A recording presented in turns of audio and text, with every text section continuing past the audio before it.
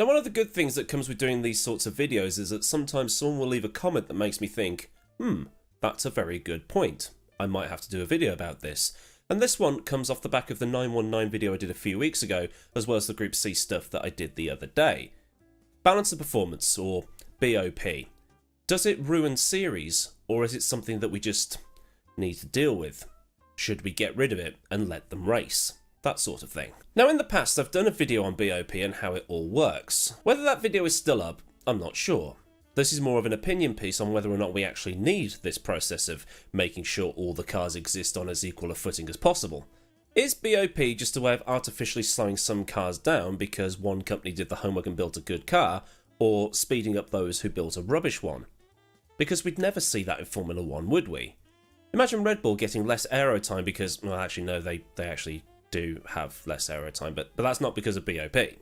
And in other series you might have heard the term parity. It was used a lot by Roland Dane during the 2018 V8 Supercar season because DJR Penske's Mustangs were winning and his Peugeots weren't. So it seemed that every single week they'd clipped the rear wings, added weight, or done something else to the Mustang to slow it down.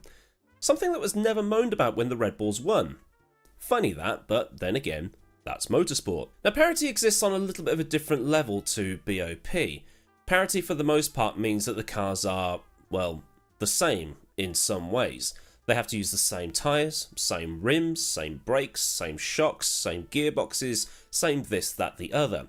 It's why the Mustang back then looked a little bit different to how it is now, because the Mustang shape had to fit the exact same specifications on the same control chassis as the Holden. BOP, however, as we've mentioned, is balance of performance, and this was created along with the GT3 class in 2005. BOP was created to prevent the whole homologation special thing that had been in use for things like Group B Rally in the 80s, Super Touring in the 90s, the Bathurst Specials in the ATCC, and even some of the stuff seen in GT1 before. That Mercedes as an example. There is no way that thing was road legal. What the SRO, the organisers of things like the Blancpain Endurance Series, which has a new name now, I think, is that it will hold a test at Paul Ricard twice a year. And the cars, driven by the drivers who know that car, go out to do some laps and the data is sent back to the SRO and it shows who has an advantage where. They can see that, as an example, the McLaren has a top speed advantage of 10 km an hour, for instance. The Porsches can pull away in the acceleration zone. So to balance this, they can put a bigger air restrictor on the McLaren to slow it down or add some more aero drag, and on the Porsche, turn down the turbo boost. Or something. I mean, these aren't exactly what they do, but these are things they can do. In the British touring cars, they did something similar a few years ago. The BMW 3 Series and the Infiniti Q50 were much faster than the front-wheel drive cars off the line because they've got a bit of a rear-wheel drive advantage. So what they did was they turned down the turbo pressure below 70 miles an hour, which is 110 kilometers or so, to put them a little bit more in line and slow them down, because Turkington and Ash Sutton, they were just getting monstrous starts every single race. So with a bit of what BOP is and a couple of examples of how it's applied, let's now look at the pros and cons of it, and see after all of this if it's still required for racing in 2023. Because I know that there are a lot of people that are for it, and a lot of people that are against it. So first, we'll look at the pros for balance of performance. Number 1, variety. This is the properly good thing about GT3 racing.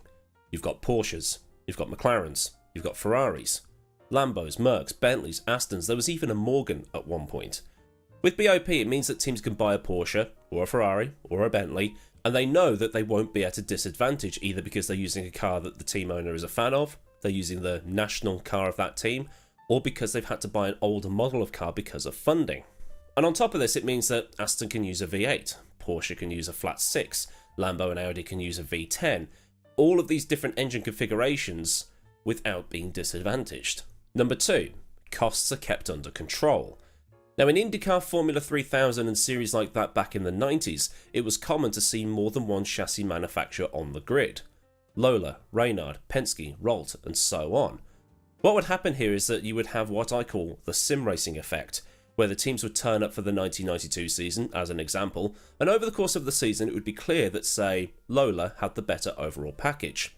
So for 1993, most of the grid would have the new Lola car for that year.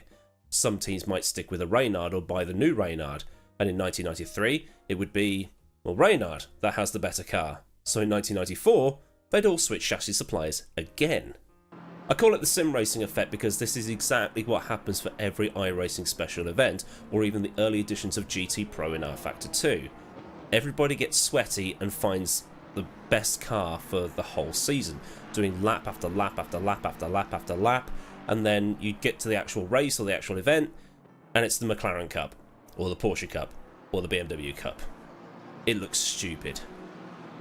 Anyway, sticking with costs for a little bit longer, it means that Porsche won't be sinking way more money than necessary into the 992 GT3 car. Because what's the point in spending all that money if the SRO, ACO, IMSA, the FIA or whoever is just going to turn the engine down or make the rear wing 3mm wider to slow it down? It also means that the prices of the cars to the customers will be cheaper too, making the barrier of entry much easier to climb over. So what you end up with is a grid of really cool supercar shapes powered by lots of different engines, and the grids are healthy. And that's what we want, right? Grids that are as full as possible, especially with inflation running rampant across the world right now. And this is where the cons come in. Why should Porsche be punished for building a better car than Ferrari?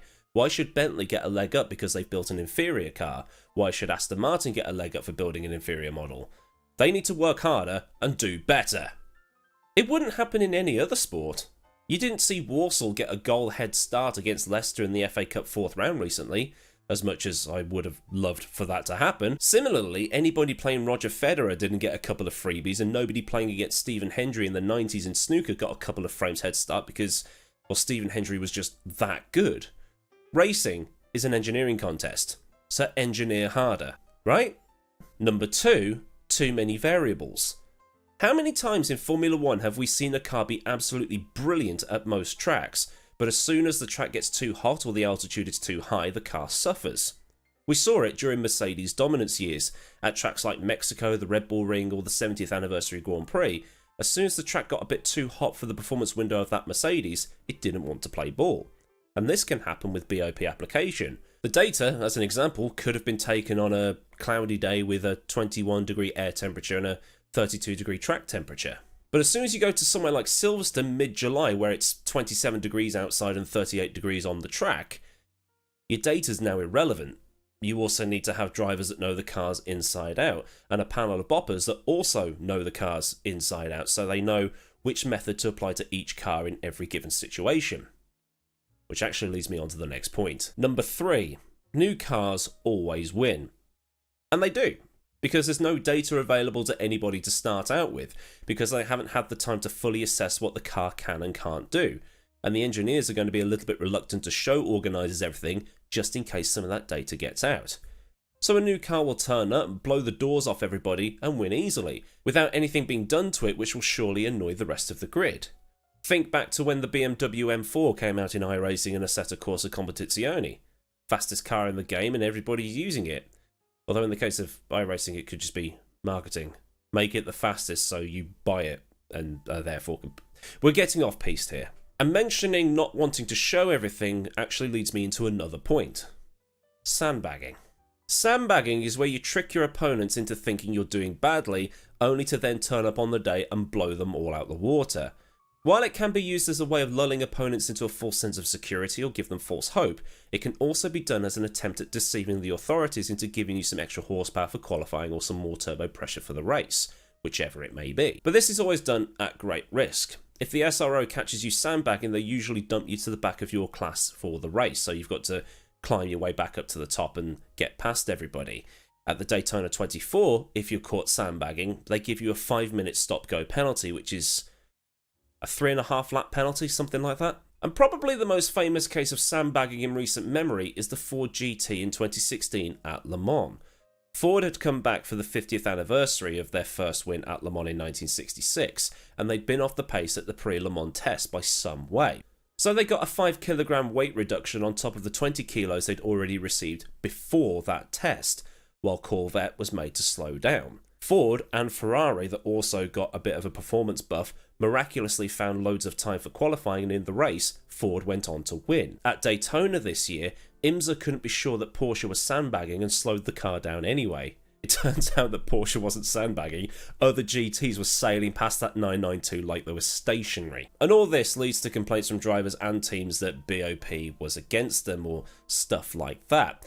It's made even more hilarious when a driver says something to the effect of, I mean, we had the fastest car thanks to the BOP, how did someone in a slower car beat us? But then, what's a racing driver without an excuse list longer than Jurgen Klopp's?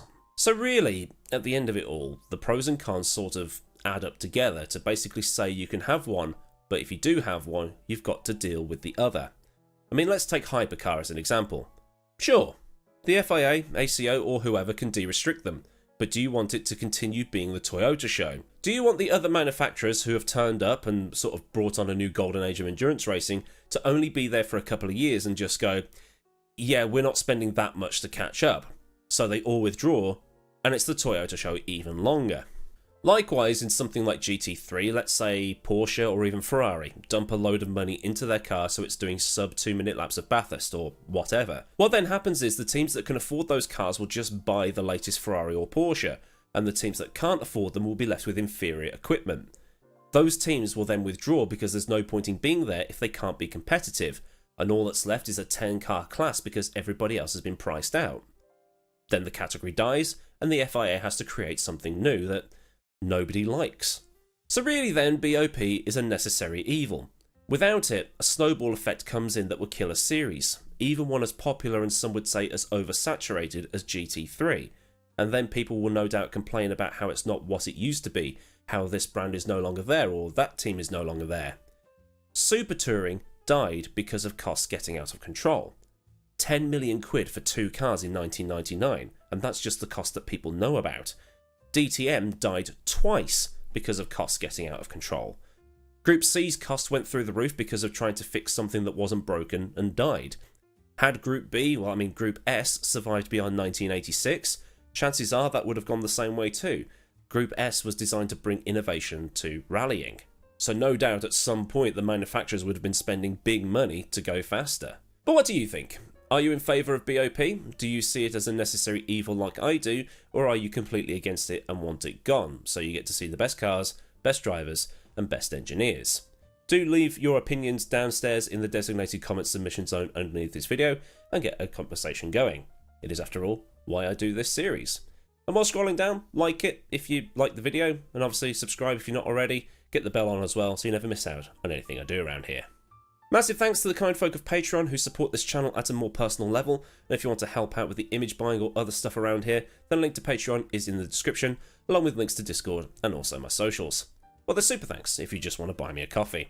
So until next time, which might be tomorrow with the SRM Richard Burns rally thing that I've been talking about recently, the live thing is already up so you can ring the bell to get notified of when that goes live if you're into that sort of stuff, obviously. But otherwise, until the next video, I've been Millward. Have a great day wherever you are in the world, and I'll see you all again soon for another video. So until then, goodbye.